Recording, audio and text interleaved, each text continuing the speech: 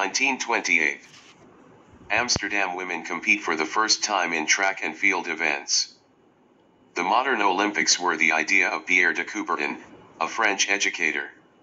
De Coubertin and many of his colleagues on the International Olympic Committee, IOC, believed that athletics was not ladylike and that athletic exercise was damaging to women. 1896. In Athens there had been no events for women. 1900. Paris Olympics, women took part in the Olympics for the first time. However, they were only allowed to compete in golf and tennis. 1912, this was extended to swimming. 1928. Amsterdam Olympics, that women were allowed to compete in track and field athletics events for the first time.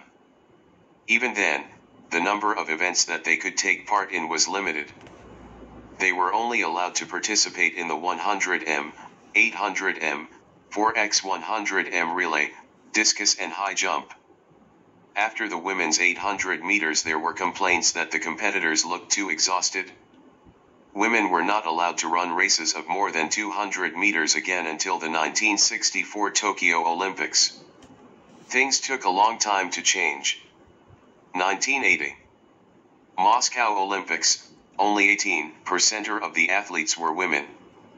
Today women compete in a number of sports such as football and weightlifting that in 1980 were reserved only for men. However, male athletes still outnumber female athletes. 1936. Berlin. Sport as propaganda. The 1936 Olympics were perhaps the most infamous of them all. They were used by Hitler and Goebbels as propaganda to promote the Nazi regime. The idea of the Olympic torch relay was introduced.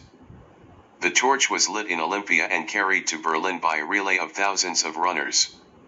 At the Olympic Stadium, against an elaborate backdrop of Nazi banners and symbols, it was used to light the Olympic flame during the opening ceremony. Hitler believed that the Olympics would show that the German Aryan race was superior to all other races. However, a black American, Jesse Owens, became the hero of the games by winning 4 gold medals. 1968. 1968, Mexico. Black Power protest at Olympics.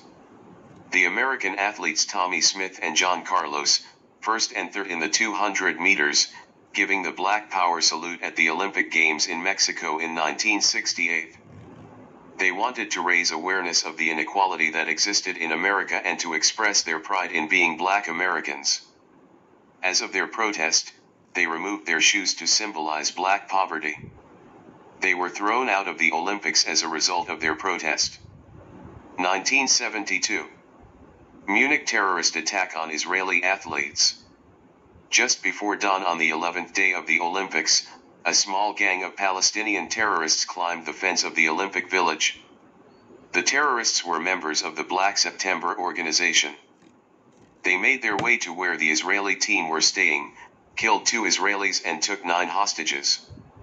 The masked gunmen threatened to kill the Israeli hostages unless 200 Palestinian prisoners held in Israel were released.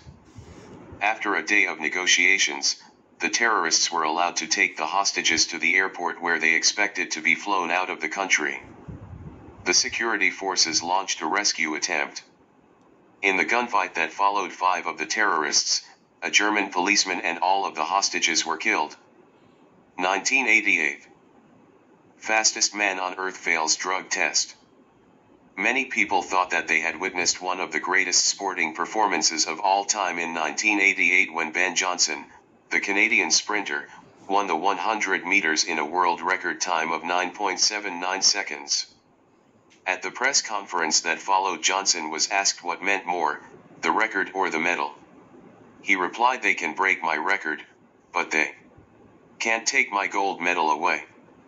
However, his medal was taken away. Johnson tested positive for anabolic steroids and was stripped of both his world record and his gold medal.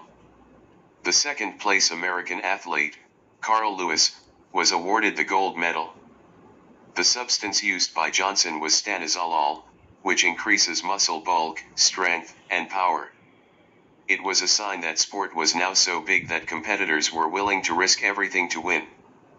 Johnson was one of a number of competitors who were disqualified from the games because of drug scandals. Johnson was not the first athlete to use drugs to try and improve performance. As sport became more global and professional, the stakes got higher and higher. Some athletes began to look to drugs as a way of gaining an advantage over their rivals. Rumors of widespread drug taking first emerged in the 1952 Winter Olympics. In the 1960 Rome Olympics, a Danish cyclist died. His post-mortem showed that he had taken amphetamines. Drug testing was introduced at the 1968 Mexico Olympics.